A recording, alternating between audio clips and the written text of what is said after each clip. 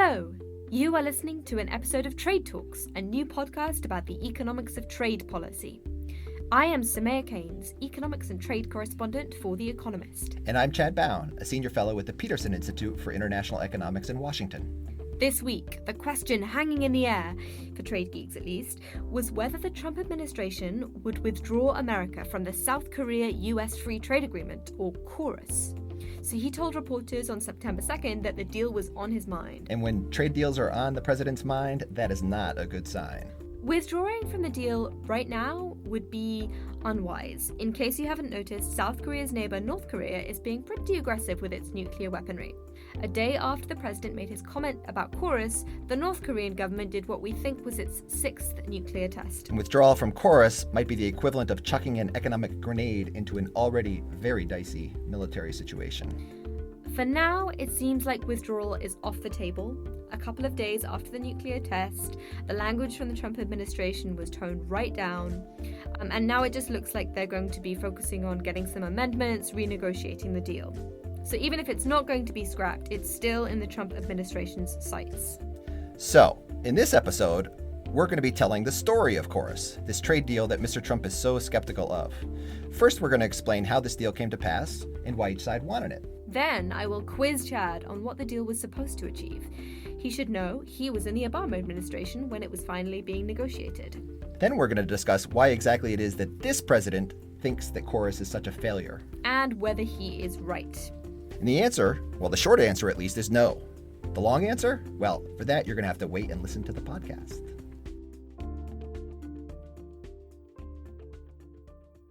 Soumaya, give us a bit of context. Tell the listeners a version of South Korea for Dummies. Okay, well, for every 6 Americans, there is roughly 1 South Korean, so it's not a tiny country. It is a developed economy, so its GDP per person is about the same as Spain. But the key thing is it didn't used to be. In the 1960s, it was really, really poor. It was highly dependent on foreign aid. Just for fun, because that's the kind of thing I do, I looked back to see what it exported in 1962. And I found that it was, the biggest ones were raw silk, wood, big wood exporter, and crustaceans and mollusks, interestingly. Okay, so today, its exports are not those things. It is a fairly rich country. Its export-led growth has made it that rich country. So now it's the home of Samsung. It exports cars, computers, TVs, radios, the final product, and also the components. Also, just for fun, I found out that they still account for 1% of the world trade in mollusks, but that is not a dominant part of their trade portfolio. Very interesting nonetheless. Okay, so that's South Korea for Dummies. So why did South Korea want to sign a trade agreement with the United States? Signing a trade deal with the United States is just generally for a country a fairly attractive prospect. The American market is really big. They buy lots of stuff. So any help you can get is welcome. But really, in part, this was about firing up their economy. So mid-2000s, when this whole idea gets floated, South Korea's economy is still fairly closed off to foreign competition. And they knew that increasingly they were going to have to compete with China. So the idea was through this trade deal, they would introduce some foreign competition, they would cut some tariffs, they would open up their services industry, and they would use the deal to force through domestic policy reforms. So I was talking to Jeff Schott, who's also at the Peterson Institute, and he was telling me that countries negotiate trade deals with the US in part so that the deal forces them to do things that they wanted to do anyway, right? It's the thing that ties their hands and makes them behave well. So in South Korea, some people were pretty worried about this deal. It was controversial. They thought that it might raise pharmaceutical products, make medicine unaffordable. But that wasn't enough to stop it from going ahead. So, Chad, why did the American side go for this deal? Okay, well, I think it's first important to point out that when it comes to negotiating trade agreements, it's typically Republican administrations, Republican presidents that like to negotiate trade deals. Of the 14 free trade agreements that the United States has in existence right now, most all of them were started by Republicans, and all of them were negotiated and signed by Republican presidents. So the KORUS trade agreement, this was started by President George W. Bush in early 2006, and it was finished and signed in June of 2007. That's quite a speedy negotiation as negotiations go, right? Yeah, certainly by today's standards, it was very, very quick. That's certainly right. Okay. So what did this deal do? Well, the deal did a couple of things. So for South Korean exports, you talked about things like Samsung and the cars coming into the U.S. market. The U.S. average tariff is about 3.5%. Well, those got cut down to zero. For American exports going into the South Korean market, now, South Korea's tariffs leading up to this deal were actually much, much higher, about 12%. Deals would also get cut down to zero. There's going to be some improvements on intellectual property rights protection, but then, as you already mentioned, opening up to American companies the huge or potentially huge Korean services market. And so this is important for American companies in the financial sector, insurance, law, business services, things like that. For the United States, this was the biggest free trade agreement that it had signed since the NAFTA, the North American Free Trade Agreement with Canada and Mexico. But all that being said, it still wasn't really all that big. This is not a huge deal. It's only about 3% of U.S. trade happens with South Korea. Okay, so this is only in the mid-2000s. Under George W. Bush, you said, so he was negotiating this deal, but this deal came into force much later, right? It came into force under the Obama administration in 2012. So why did it get held up? Well, it got held up because, like all good trade agreements, because of domestic politics. I said Republicans like to negotiate trade deals. That's true.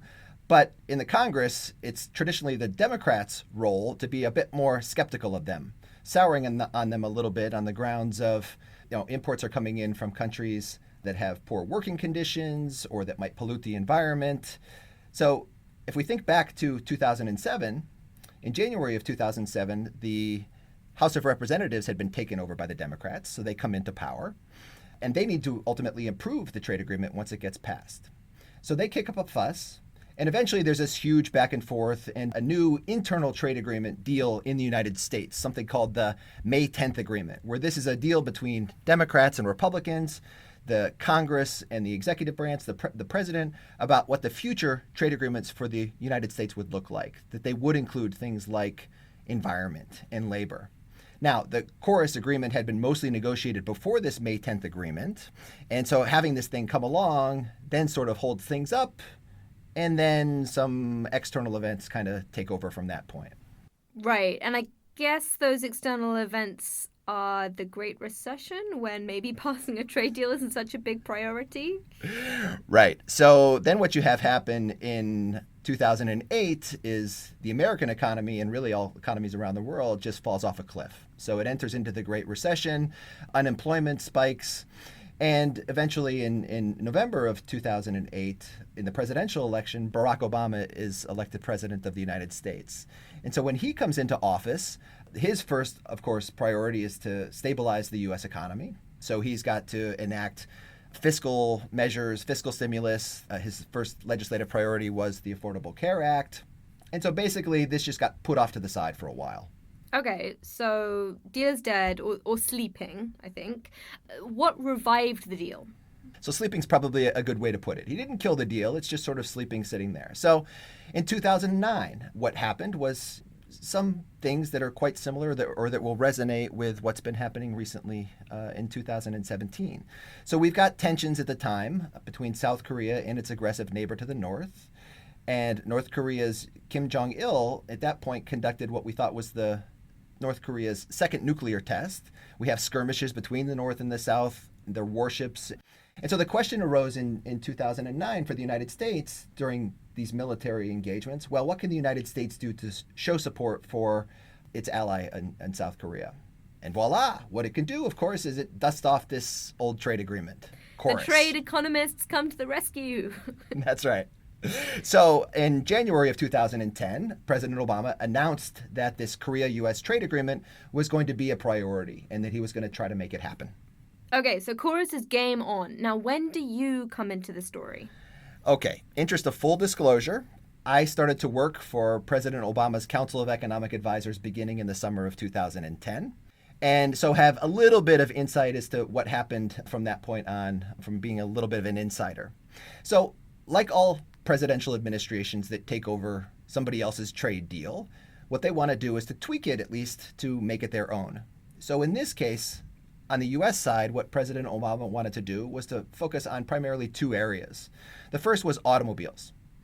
If you think back to the Great Recession, the U.S. automobile industry had to be bailed out and was struggling.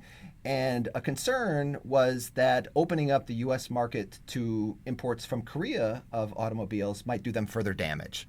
The Obama administration wanted to slow down some of the tariff cuts for automobiles, but also to try to speed up some of the U.S. exports of automobiles. And there, the sticking point was some regulatory measures in Korea that were making it difficult for the bigger, more polluting American cars to fit in. Wait, hang on. So the Democrats are holding up this deal because they're concerned about the environment, and then they try and fix the deal by lowering the environmental standards in South Korea? Yeah, it's one of the ironies of the trade world. The U.S. auto industry is particularly powerful, and yes, we make big cars in the United States, and they tend to pollute a lot. But the other major aspect of this deal was beyond autos was beef. And so Korea had been a big market for U.S. beef exports until an outbreak of mad cow disease in 2003, 2004. And that really shut off the Korean market entirely. And the U.S. had been trying to open it up ever since, and it hadn't really gotten there yet. And so the Obama administration really put a lot of effort into trying to claw open that beef market for U.S. ranchers in the New Deal. Okay, great. So this is the trade deal that I've been writing about. This is the one that the Obama administration eventually agrees with these tweaks. So it gets signed for a second time, and then presumably you being in the administration, you had to convince Congress and also Americans more generally that this was the greatest deal that they'd ever seen. What was your job? Did you just have to sell this thing as hard as you could? My job as an economist in the administration is to try to understand what the likely effects of this kind of a trade agreement would be, to try to explain that to the president so that he could go off and explain it to Congress and the American people.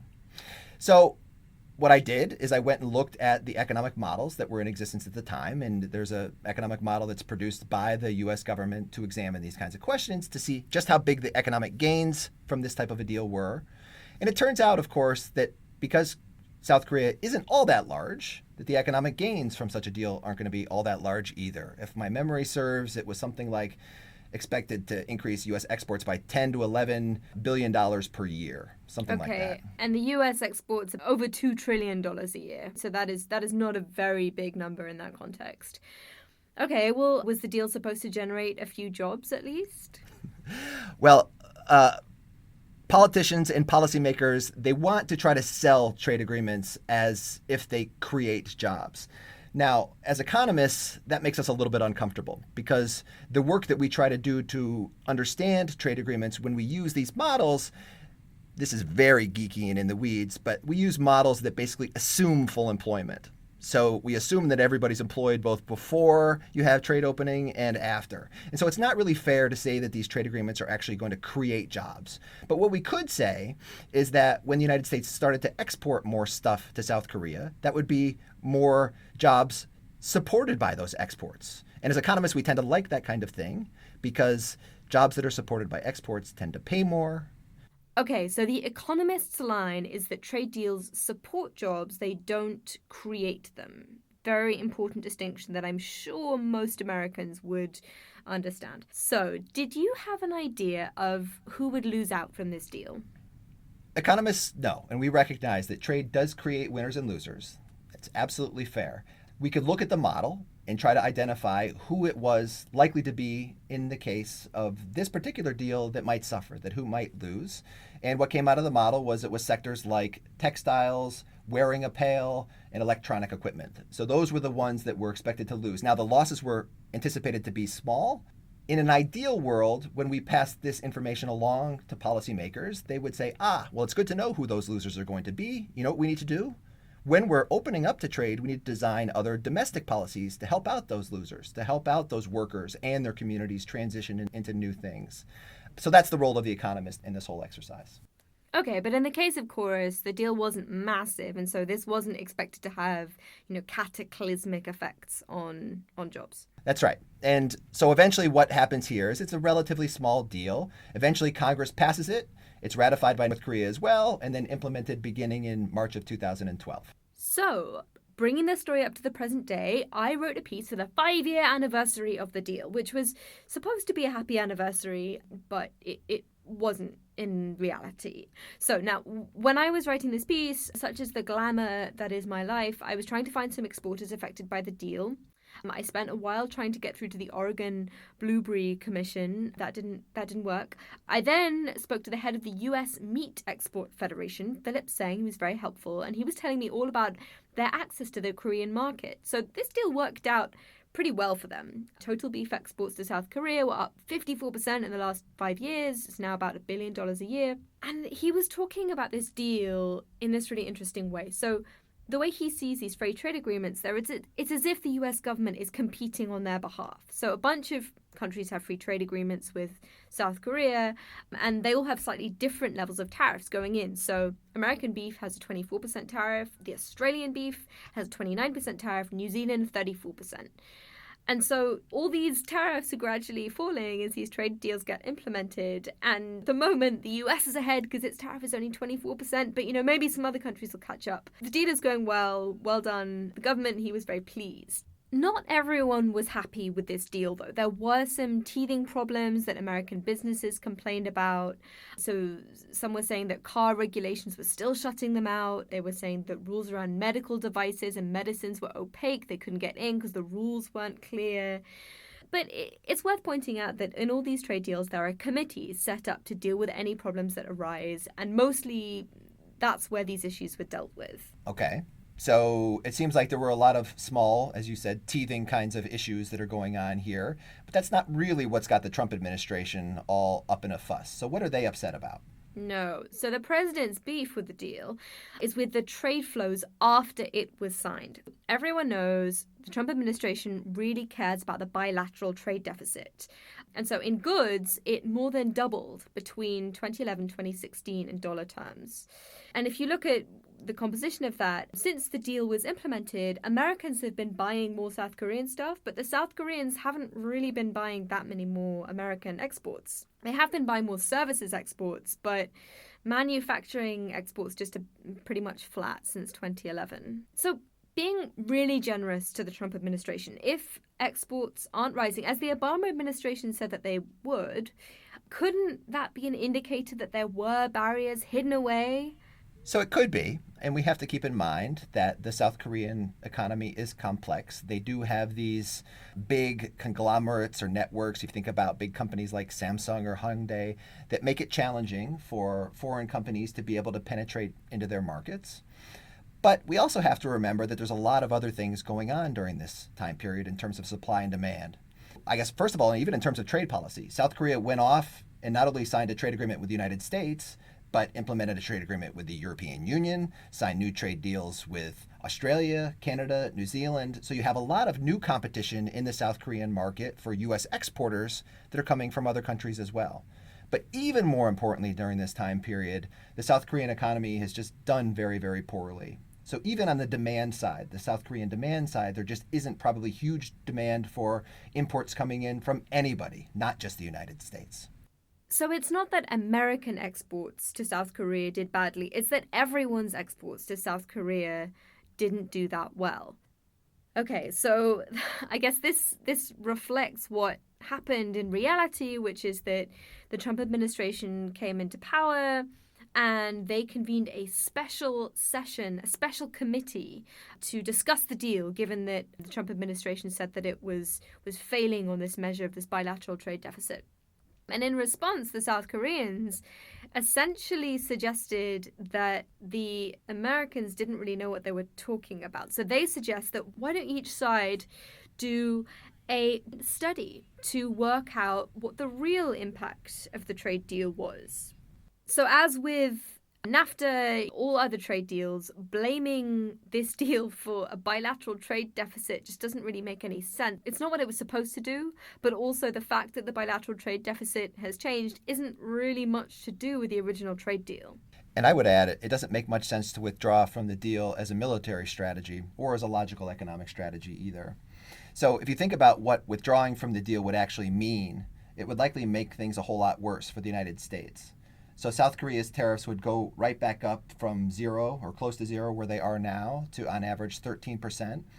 And that would mean that America's competitors, so think about European car makers, Australian beef, or Canadian lobster. I got a call yesterday from someone in Maine really worried about the ability of people in Maine to export to South Korea. They're worried about competing with the Canadians in the South Korean market. All of those other foreign countries would get an even better advantage if the United States withdrew from the deal. And finally, South Korea's domestic politics right now, also after this scandal, there's a little bit of a flavor there to what's going on in Mexico right now as well. The new president is much less hawkish on North Korea. They're not super happy with the Trump administration, and they're going to have a really difficult time accepting a deal that looks like it really favors the United States. Great. Another area where the Trump administration playing tough could backfire. And on that chirpy note, that is all for this week's episode of Trade Talks. So, at this point, some acknowledgements. Huge thanks to Wendy Cutler, who was the chief negotiator when the Obama administration was settling the final version of the deal, and who is now at the Asia Society Policy Institute. And thanks also to a couple of my colleagues here at Peterson. Jeff Schott, helping us understand the history of KORUS, plus his work with Melina Cobb on Republicans having negotiated and signed the vast majority of U.S. trade agreements that are currently out there. Finally, thank you to Chul Chung, Vice President of the Korea Institute for International Economic Policy, and Philip Seng of the U.S. Meat Export Federation. That is all from Trade Talks. Please do leave us a review on iTunes. We'd really appreciate it. And if you have any specific feedback for future episodes, then do get in touch. I'm at Soumaya Keynes. And I'm at Chad Bown. And we're on at trade__talks. That's at trade__talks. Because like a world with only one Korea, one underscore would just be boring. I think our taglines are getting worse.